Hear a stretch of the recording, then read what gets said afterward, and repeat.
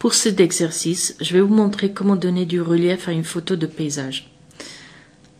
Partant de l'organiseur, je vais naviguer les dossiers jusqu'à la photo. De fait, je me rappelle qu'il est stocké sur mon unité amovible, dans un dossier appelé Landscapes. Je clique dessus et la photo se trouve maintenant dans la liste des dossiers de l'organiseur. Je clique sur le signe du plus et la photo que je veux est en fait dans un dossier appelé News Images et la photo est celle du bateau à droite et je vais simplement la faire glisser jusqu'à l'espace de travail.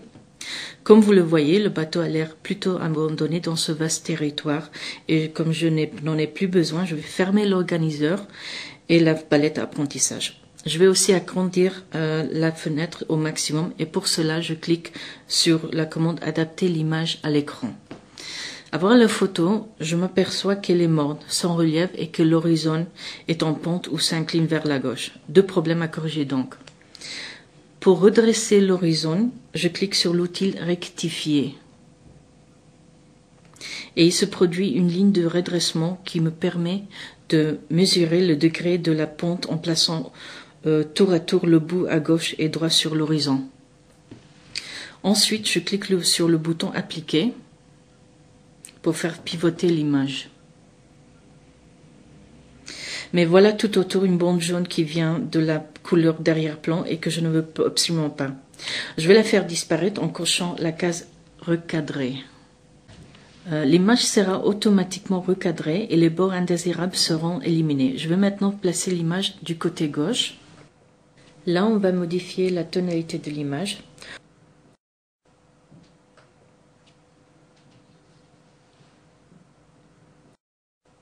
Pour cela, je clique sur le menu Réglages et je choisis luminosité et contraste, puis Niveau. Dans la palette Niveau, on voit que tout changement que l'on apporte à l'image s'affiche en temps réel. Je vais donc cocher cette case, prévisualiser l'image. Au-dessous, il y a deux panneaux, avant et après. Plus loin se trouve l'histogramme et je vois qu'il est assez plat, ce qui signifie que la photo est plutôt fade. Si je déplace un peu vers la droite le point le plus sombre, on voit que l'image devient foncée et qu'on peut ajouter du contraste pour éclaircir les zones les plus claires. Maintenant, je clique sur OK. Comme vous le voyez, le réglage niveau m'a permis de donner du relief à l'image et je peux même l'améliorer encore plus. Pour cela, je vais maximiser la fenêtre et appliquer ici et là l'outil assombrir. Maintenant, je définis la taille du pinceau et pour le moment, je vais le faire autour de 200 pixels et réduis aussi l'opacité à environ 20%. Et encore, je peux simplement passer ici l'outil assombrir davantage. Ne vous inquiétez pas si vous le passez deux fois sur la même zone, puisque vous ne dépasserez pas les 20% aussi longtemps que vous ne le relâchez pas la pointure de la souris. Dès que je relâche la souris, la densité va augmenter de 20%. Et je peux encore ici et là assombrir la zone. Et je vais rendre plus dense l'extrémité et continuer à appliquer l'outil assombrir. On s'y habitue à force de le faire. En cas d'erreur, il suffit d'appuyer sur les touches CTRL et Z pour revenir en arrière.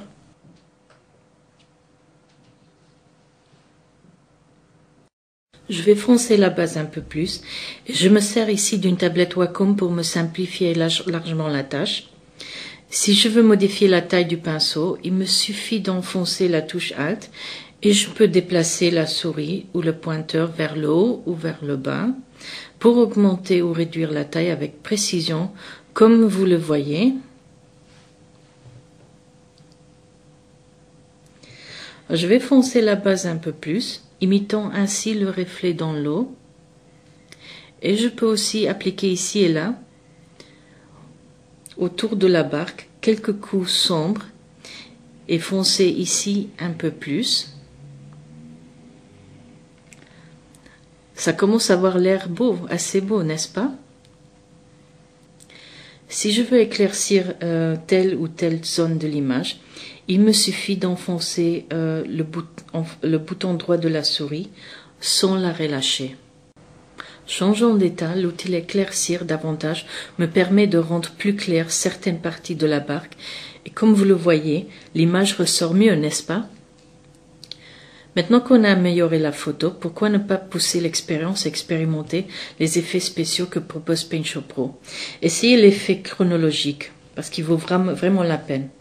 Cet effet est accessible à partir du menu Effets, Effets photo, et donnera à votre photo une allure vieille époque, celle de la période allant de 1839 à 1960.